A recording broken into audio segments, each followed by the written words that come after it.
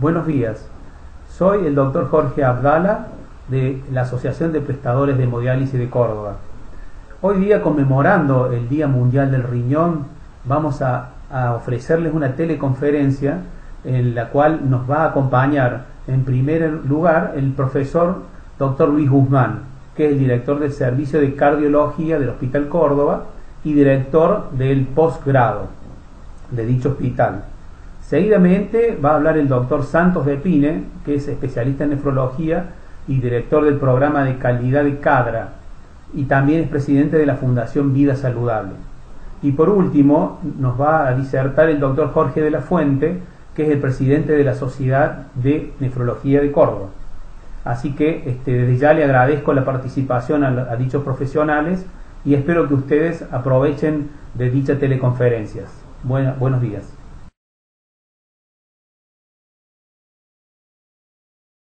Buenos días, quiero agradecer a la Asociación de Prestadores de Hemodiálisis de la provincia de Córdoba y a la Sociedad de Nefrología de Córdoba por la invitación a participar en esta teleconferencia, que es uno de los eventos con los que se va a celebrar el Día Mundial del Riñón. Mi papel en esta mañana es conversar con ustedes en estos 15 minutos que me han asignado sobre el rol de los factores de riesgo cardiovasculares clásicos y también algunos comentarios sobre nuevos factores de riesgo cardiovascular en el determinismo de la aparición de la morbimortalidad cardiovascular. Como introducción, algunos datos epidemiológicos que realmente son importantes nos muestran la magnitud del problema, en este caso en los Estados Unidos, lugar a donde la enfermedad cardiovascular, como es conocido, constituye la primera causa de muerte durante toda la última centuria. Es curioso que el único año de exclusión fue en 1918, en que la epidemia de influenza fue aún de mayor importancia que la enfermedad cardiovascular. Como ustedes pueden ver allí, la importancia que tiene tanto desde el punto de vista de la repercusión sobre la salud en sí misma, como sobre lo que es el costo que tiene sobre el sistema general de salud. Esta es una imagen muy conocida seguramente por todos ustedes, en las cuales se grafican los principales factores de riesgo cardiovascular establecidos clásicamente por Framingham hace ya muchos años, en el cual sin duda los resultados de estudios clínicos han demostrado que el combate contra estos factores de riesgo logra disminuir el desarrollo y la progresión de la aterosclerosis y los eventos clínicos en personas en las cuales se acumulan estos factores de riesgo. La biología de la pared vascular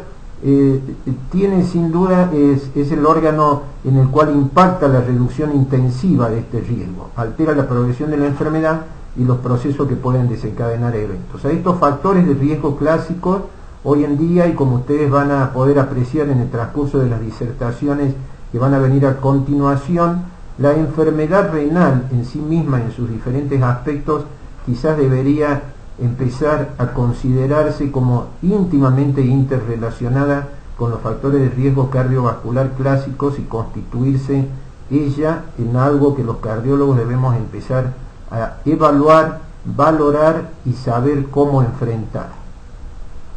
Simplemente con esta diapositiva, que también es muy clásica, ustedes pueden ver la fecha de la referencia, pero que he establecido, diríamos así, fue el marco para convencer a la comunidad médica de que debía tratarse la hipertensión arterial, cuando se logró demostrar cómo la disminución de las cifras de presión arterial disminuía la morbimortalidad. Y en realidad no es necesario conseguir grandes disminuciones de la presión arterial para ya observar el beneficio que tiene esta disminución de la hipertensión. Ustedes pueden ver aquí un metaanálisis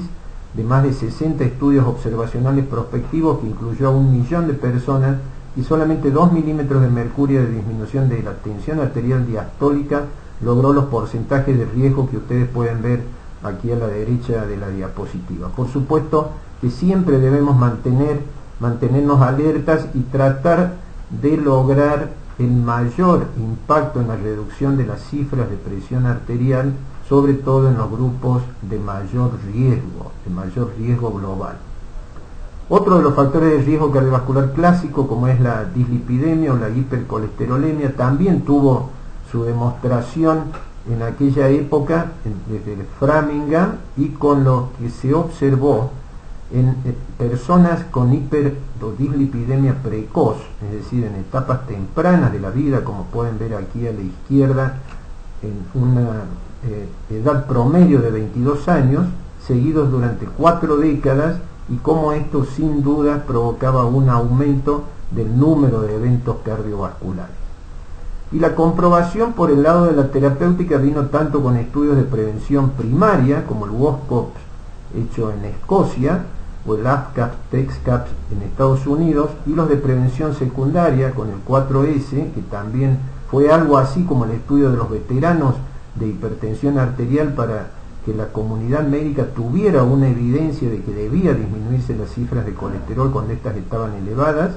y otros estudios como en el infarto agudo del miocardio, como en Lipid Care. Ustedes pueden ver en esta diapositiva un 42% de reducción del riesgo en el grupo del 4S, un estudio que incluyó pacientes que realmente tenían riesgo muy aumentado, no solamente por las cifras que tenían de colesterol en sangre, sino porque presentaban otras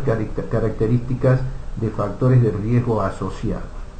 Y aquí esto es logarítmicamente se puede ver cómo a medida que va disminuyendo las cifras de LDL y colesterol en sangre, el riesgo relativo para enfermedad coronaria también disminuye. Por su parte, la diabetes. Fíjense ustedes esta diapositiva, qué demostrativa que es cómo globalmente en todo el planeta hacia el año 2025 la prevalencia estimada de diabetes va a tener una escalada que es realmente significativa, convirtiéndose entonces en una epidemia global. Y esto sin duda está asociada en gran parte también a la epidemia de obesidad, que ha llevado a denominar combinadamente a esto como diabesidad, y a considerar a la obesidad también como un factor de riesgo cardiovascular mayor. Y la asociación de obesidad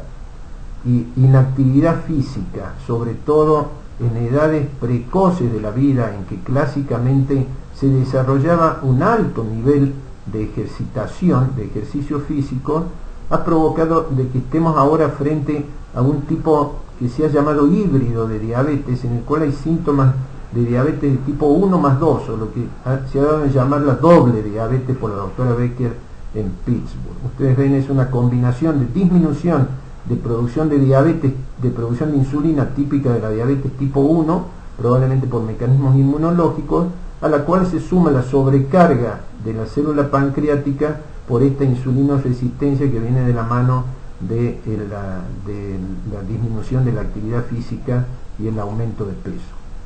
Sobre el tabaquismo otro factor de riesgo que realmente es uno de los más importantes porque es absolutamente prevenible y eliminable. Y ustedes pueden ver también una característica muy particular del tabaquismo que se está teniendo muy en cuenta actualmente, que es el fumador de segunda mano, o sea, no solamente el tabaquista activo, sino lo que tiene que ver con los que están en su entorno. Y sobre esto es muy interesante esta publicación de Circulation en 2009, que logró demostrar fehacientemente que luego de la implementación de leyes antitabaco, cómo ha disminuido el riesgo individual, no solamente en lo que hace infarto del miocardio del fumador, de lo que podría atribuirse al fumador por métodos estadísticos, sino el riesgo atribuible al fumador pasivo. Esto nos estimula aún más para estar siempre en una actitud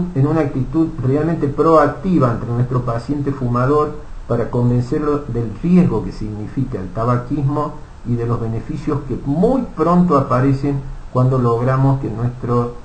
enfermo deje de fumar. Ustedes entonces podemos decir en conclusión que sobre la enfermedad cardiovascular actúan, en una primera conclusión, que sobre la enfermedad cardiovascular actúan todos estos factores a los cuales tenemos en este momento elementos desde el punto de vista de la terapia farmacológica y de los métodos de vida y del estado de vida saludable, con los cuales sin duda podemos lograr una disminución muy franca y muy efectiva de su impacto sobre la pared arterial. Pero en realidad, ¿cuál es la dimensión del problema en el mundo real? Es que muchos pacientes no alcanzan sus objetivos. Ustedes pueden ver, este es el EUROASPIRE 2, ya tenemos datos del EUROASPIRE 3, y en este momento se están elaborando también datos más recientes y que muestran que realmente no tenemos tanto éxito en disminuir o en lograr normalizar esos valores, sobre todo en pacientes que son más añosos, somos menos enérgicos en el tratamiento, aún en pacientes